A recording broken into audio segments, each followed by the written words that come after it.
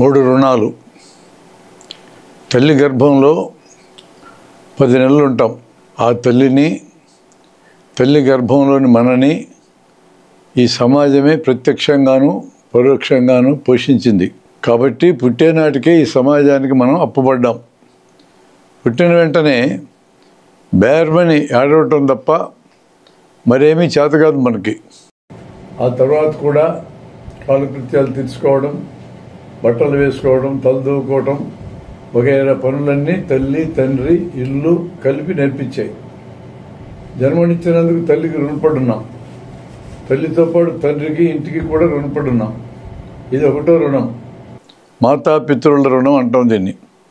తల్లిదండ్రులకు తోడ్పడడం ద్వారా, వారి సంరక్షణ చూడడం ద్వారా, సంరక్షణ అవసరమైన ముసలి తరానికి పిల్లల తరానికి బాధ్యత వహించడం ద్వారా తల్లిదండ్రుల రుణం తీర్చుకోవాలి. సేవ చేయటం ద్వారా ఈ రుణాన్ని తీర్చుకోవాలి. తిరిగి ఏమీ ఆశించకుండా సేవ చేయటంలో ఆనందం ఉంది. ముసలివారికి, పిల్లలకు, అంగవైకల్యం కలవారికి, బలహీనులకు రక్షణ పోషణ కల్పించబడటం కూడా దీని కిందకే వస్తుంది. ఉదాహరణకు, ఒక ముసలమ్మకి చేయందిచ్చి రోడ్డు దాటించిన యువకుని కళ్ళలోకి చూడండి. ఆ కళ్ళు ఆనందంతో ఎలా మెరుస్తున్నాయో గమనించవచ్చు. ముక్కు ముఖం తెలియని వ్యక్తి కూడా మనం చేయి ఊపితే ఆగుతాడు. నువ్వు పోవాల్సిన చోటుకి గుర్తులు అడుగుతావు, అతను ఆనందంగా చెప్తాడు.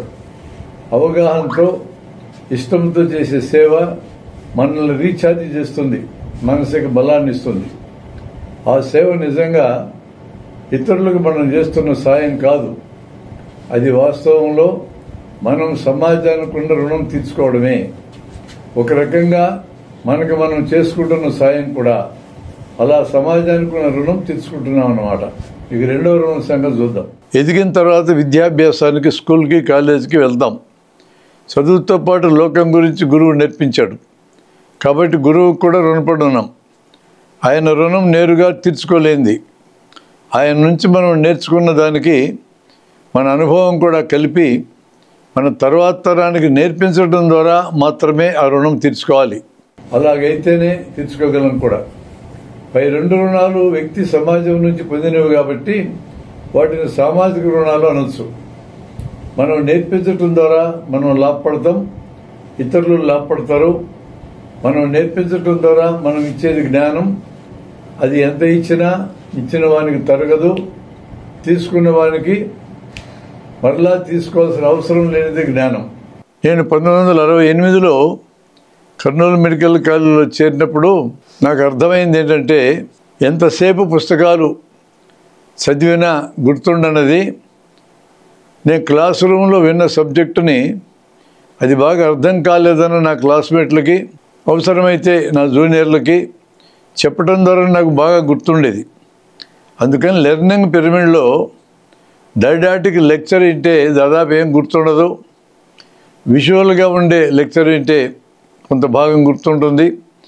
తిరిగి మనం ఎవరికన్నా బోధిస్తే 100కి 90 వంతులు గుర్తుంటుంది.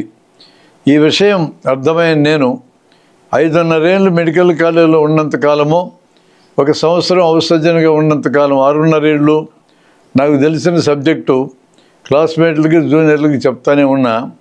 నేను తిరిగి మళ్ళీ పుస్తకాలు చదవని అవసరం లేకుండా పరీక్షలకు నేరుగా వెళ్ళగలిగాను. ఇక ఫస్ట్ క్లాస్ తెచ్చుకోగలిగాను. కాబట్టి మనకు వచ్చిన సబ్జెక్ట్ ఇతరులకు చెప్పడం అనేది, మన జ్ఞానాన్ని పంచడం అనేది మనకే ఎంతో ఉపయోగకరంగా ఉంటుంది. ఇది ఒక రకంగా గురువు గారి రుణం తీర్చుకోవడంలో భాగమవుతుంది.